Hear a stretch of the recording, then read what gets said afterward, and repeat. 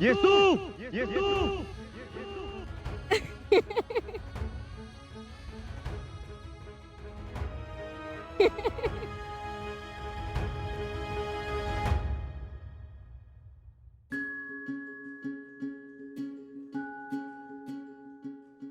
पुन्हा अशी थट्टा करू नका.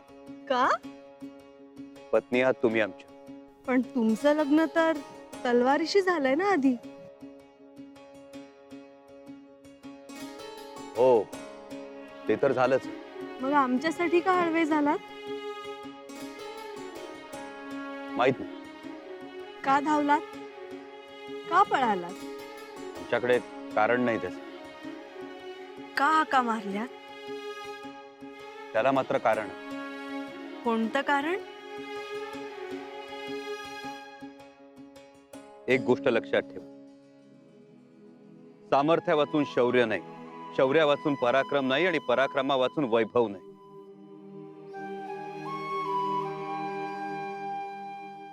तसंच येसू वाचून संभाजी नाही. युवराज, चला घोड्यावर बसा. आमचा घोडा तर पळाला. हुशार आहे तुमचा घोडा.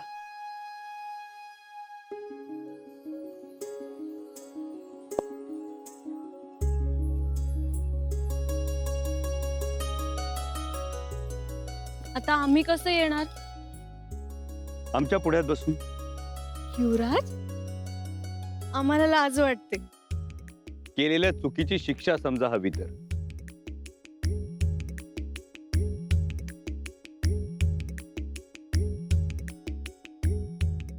युवराज, आम्ही पुढं. हो, पुढंच. माणसाचं काळीज कुठे असतं?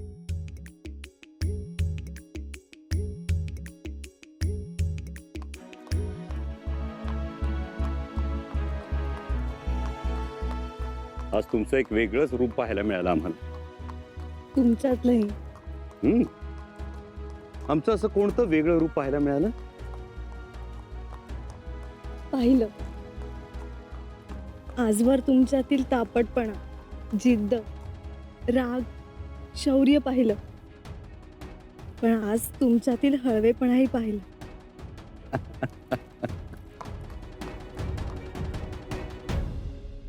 तुमच्या कपाळावरच्या तिसऱ्या डोळ्यातील सूर्यजाळ पाहिला लोकांनी. पण आज आम्ही तुमच्या माथ्यावरची गंगाही पाहिली. येसू, ते भान तुम्ही आम्हाला दिलं. आम्ही? तुम्हीच. तुम्ही आम्हाला भानावर आणता. एवढंच नाही तर आम्हाला वाटतं की तुम्ही आम्हाला शहाणपण सुद्धा देता.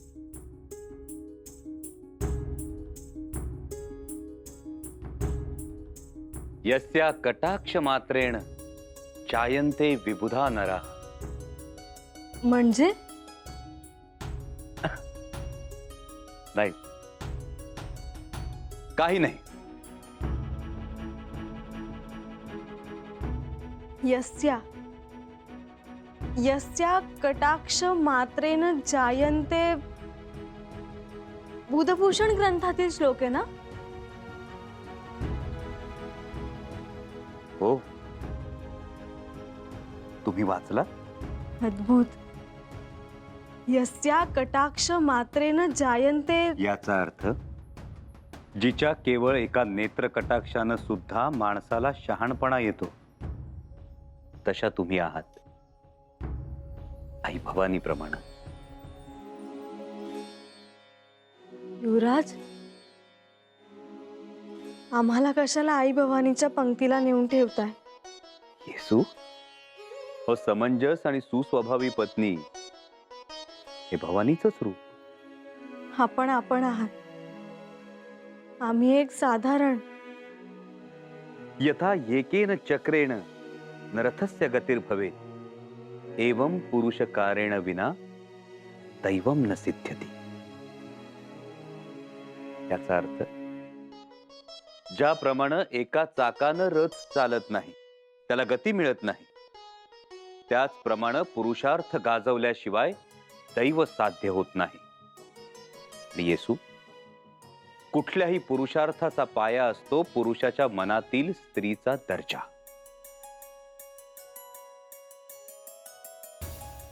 आपण दोघं दोन चाक, समान आकार, समान धाव. आम्ही पत्नीला कमी लेखत नाही, बरोबरीचं समजतो.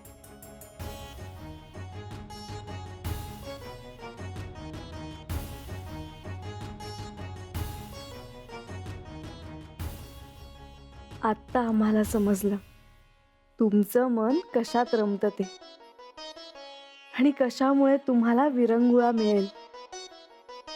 आता बघाच तुम्ही आम्ही कशी गंमत करतो ते.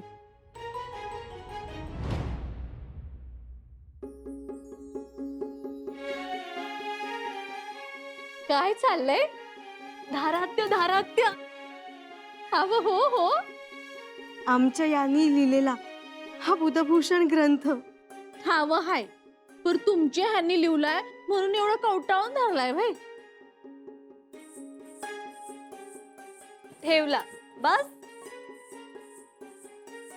धारात्या, परवाच्या मोहिमेत युवराज खूप थकलेत, खूप दमलेत ग. हा व हाय, हाताची जखम घेऊन इकडे तिकडे फिरतात. होय की. म्हणून आमच्या मनात आलंय युवराजांचा हा बुधभूषण ग्रंथ त्यांनी दरबारात सगळ्यांसमोर वाचून दाखवला तर अहो सोन्याहून पिवळं भाई. आरामही होईल आणि सगळ्यांना समजेल. भाई भाई, हे तर मागच व्हायला हवं होतं. पर सांगायचं कुणाला आणि ऐकणार कोण? आम्ही सांगू? नाही नाही, नको. आपण त्यांच्यापासून हे गुपित ठेवायचं. सगळी तयारी करायची. राणीवशाला महाराजांना सांगायचं. प्रधानमंडळात सुद्धा माहिती द्यायची. सगळी जय्यत तयारी करायची आणि मग युवराजांना एकदम त्यांच्या आसनावर बसवायचं आणि मग म्हणायचं, वाचा. उद्या? हो, उद्या. उद्यापर्यंत त्यांना गाफील ठेवायचं. कुठेही जाऊ द्यायचं नाही. पंत, आमच्या निघण्याची तयारी करा. आम्हाला तातडीनं जायला हवं. अचानक एवढी काय तातडी? तातडी आहेच. पंत, परवा आपण तो कय्यूम खानाचा किल्ला जिंकला आणि त्या किल्ल्याचे किल्लेदार म्हणून आम्ही रुंजाजी जाधवांना नियुक्त केलं. तेव्हा अनेकांच्या भुवया उंचावल्या. मोरोपंतांनी तर विरोध सुद्धा केला आम्हाला. म्हणाले, मोगल धार्जिणा माणूस आहे, त्याच्यावर कशाला विश्वास ठेवता. पण आम्ही विश्वास ठेवलाच. आबासाहेबांची नीती अवलंबली आणि ती सार्थ ठरली. झाले काय? निराजी काका, झालं असं की आम्ही कय्यूम खानाशी तातडीनं लढाईचा निर्णय घेतला. त्याचं कारण होतं किल्ल्यावर पोहोचणाऱ्या महाकाय तोफा. त्या तोफा किल्ल्यावर पोहोचण्याआधी किल्ला घेणं गरजेचं होतं. आपण तो घेतलाच होता. पण तोफा घेऊन येणाऱ्या पथकाला लढाईची खबर मिळाली. ते पथक तिथेच थांबलं, माघारी जाऊ लागलं.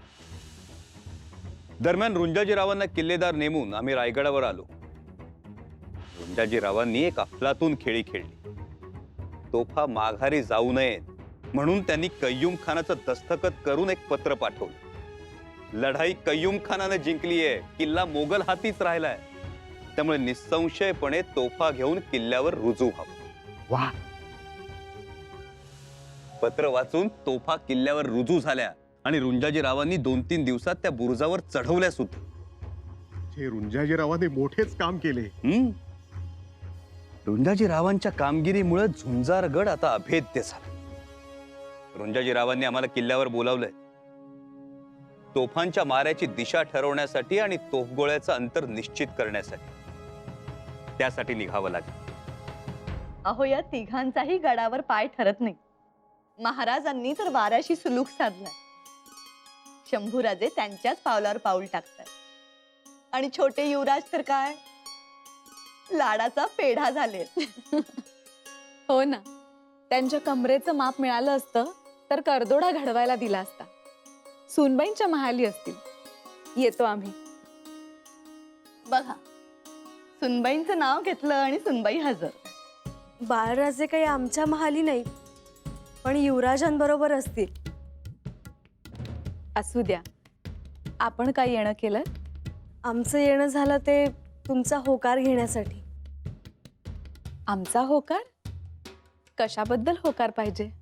आमच्या मनात आलं युवराजांनी बुधभूषणचं वाचन करावं दरबारात, सगळ्यांसमोर. पण एवढं काय महत्वाचं लिहिलंय त्यात? एवढी सुंदर काव्यरचना केलीये की तुम्हाला महाकवी कालिदास, संत ज्ञानेश्वर, संत तुकारामांची आठवण होईल. अगं बाई, काय सांगताय सुनबाई? ज्ञानाचा अमृत कुंभ आहे बुधभूषण.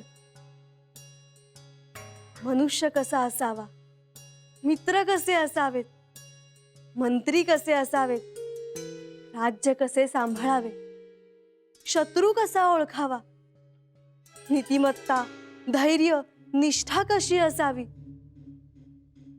गज परीक्षा, गड परीक्षा, अश्व परीक्षा. थोरल्या महाराजांवर काव्य केलंय. अनेक उद्बोधक रंजक माहिती. एवढं सगळं आहे बुधभूषण मध्ये. हो, युवराजांच्या मनात प्रतिभा उतरली आणि ती अक्षर रूपानं कागदावर उमटली. पण ती सगळ्यांपर्यंत जायला हवी. हर एकाच्या मनात ती रुजली पाहिजे. मग रुजवा, आम्ही तुमच्या पाठीशी आहोत. दरबारातच होऊ द्या वाचन. आमचा होकार आहे. आमचाही. महाराजांना सांगा आणि सगळ्यांना निरोप द्या. सांगा, पण शंभूराजे हाती लागतील का हे आधी बघा. आजकाल घोड्याच्या पाठीवरून जिन काढलंच जात नाही म्हणून म्हटलं. नाही, त्याची अडचण येणार नाही. ते असतील उद्या. आणि तसंही आम्हाला सांगितल्याशिवाय ते कुठेही जाणार नाही. पण याविषयी त्यांना कोणतीही कल्पना द्यायची नाही असं ठरलंय. सगळी सिद्धता झाली की अचानक त्यांना बसवायचं वाचायला. पंत, आमच्या घोड्याचं जीन कसून तयार ठेवा. आम्ही निघतो आहोत. आपण उद्या निघणार होतात ना? हो, पण गडावर सरदार गोलंदे आलेत. आणि सरदार गोलंदे म्हणजे तोफांचे मोठे जाणकार. वाटेनं गप्पाही होतील आणि आम्हाला सुद्धा युक्तीच्या 4 गोष्टी त्यांच्याकडून शिकता येतील.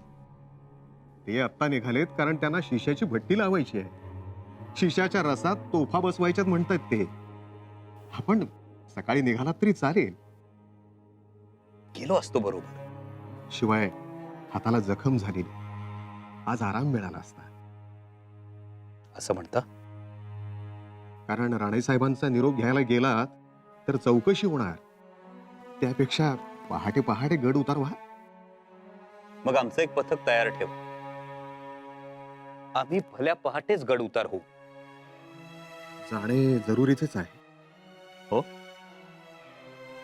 कारण त्या तोफांपैकी एका तोफेचं तोंड आम्हाला एका गुप्त मार्गाकडे करून ठेवायचं, किल्ल्याच्या दक्षिण कड्याच्या बाजूला. तो मार्ग फक्त आम्हालाच ठाऊक आहे, त्यामुळे जाणं गरजेचं आहे. जी. निराजी पंत, आमचा पवन जीन कसून तयार ठेवा. कोणत्याही परिस्थितीत भल्या पहाटे आम्ही गड उतार होणार. बस बस ते आता. हावरा का पटापट.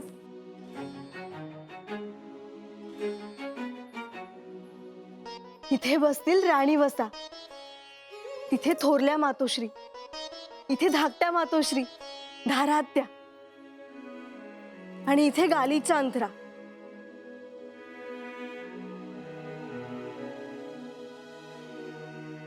इथे बसतील गडावरची मंडळी, मावळे. इथं सतरंजी हातरते. नाही, गालीच्या टाका.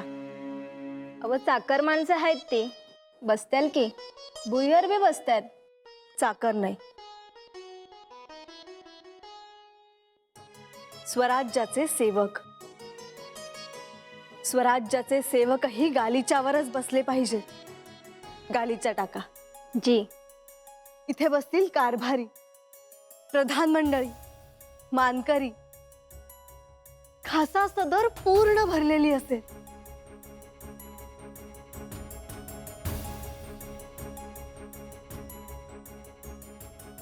इथे बसतील महाराज.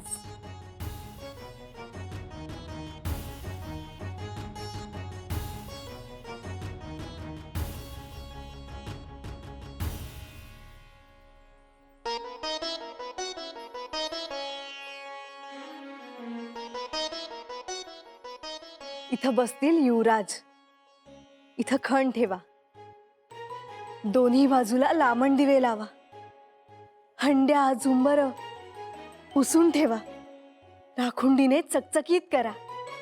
जी. धारात्या, सुनबाई इथं आहे सवय. धारात्या, कशी वाटते सजावट? छान. आवडली? वय. धारात्या, उद्या सकाळी कुठेही जाऊ नकोस. अव म्या हाय, आम्ही समधे आहोत. तर तुमचे युवराज आहेत का? का? काय झालं? सकाळच त्यांचा घोडा नव्या किल्ल्याकडे उधळणार आहे जणू. कशाला? जरुरी काम आलंय, ते जाणारच. आम्ही बघतोच ते कसे जातात ते. सगळी तयारी करा. जे सांगितलंय ते सगळं तयार करा. उद्या इथं बसून स्वतः युवराज बुधभूषण वाचणारच. युवराज नाही ऐकत कुणाचं. आम्ही ठरवलंय. मग युवराजांना ऐकावंच लागणार. तुमची ही कल्पना आम्हाला खरंच खूप आवडली. खरं तर ही गोष्ट आमच्या मनात कशी नाही आली. शाबास यसू, शाबास. तुमच्या या कामगिरीबद्दल आमच्याकडून तुम्हाला ही भेट.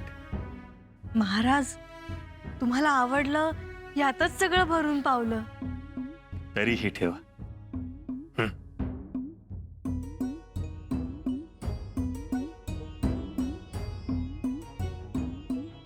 तुमची ही कल्पना खरंच खूप छान आहे. बुधभूषणाचं सार्वत्रिक वाचन, आणि ते देखील ज्यांनी बुधभूषण लिहिलंय साक्षात त्यांच्याच मुखातून. वा वा वा, हे खरं तर मोठी पर्वणीच.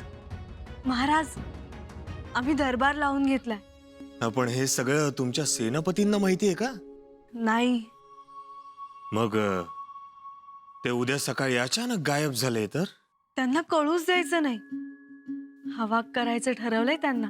म्हणजे अचानक हल्ला तर? हो, अचानक हल्ला करायचा. गाफील ठेवून. आता पुढे काय अडचण? महाराज, नेमके उद्याच युवराज नव्या किल्ल्यावर तोफा बसवायला चालले. झालं. मग कसले थांबतायत ते? पण मग ते गेले तर आम्ही भांडणार त्यांच्याशी.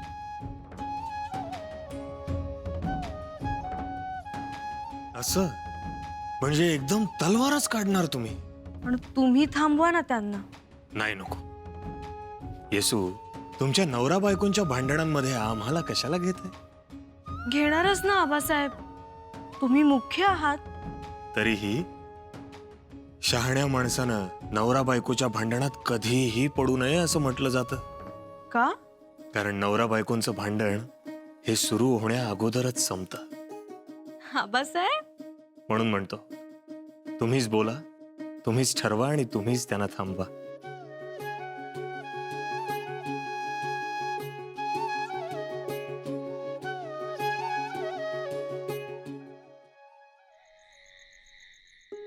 सावध खेळा, नाहीतर हराल. आम्ही तुमच्या आनंदासाठी खेळतोय. नाहीतर आम्हाला कुठे हा खेळ आवडतो? आवडत नाही? काय कारण? या खेळात राणी कुठे?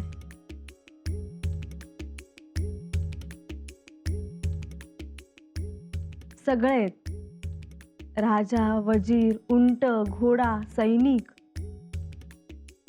पण राणी नाही.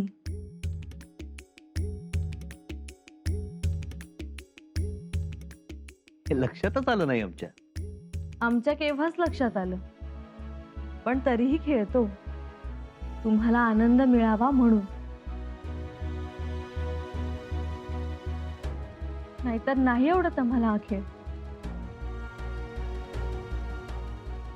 म्हणजे मनाविरुद्ध खेळ. मनाविरुद्ध, पण तुमच्या आनंदासाठी. तुम्ही म्हणालात ना खेळा, म्हणून बसलो. आणि तसंही तुम्ही ऐकताच की आमचं. थांबा म्हटलं की थांबता, जाऊ नका म्हटलं की नाही जात. ऐकायला तर पाहिजेच युवराज्ञींचं. उद्या कुठेही जाऊ नका.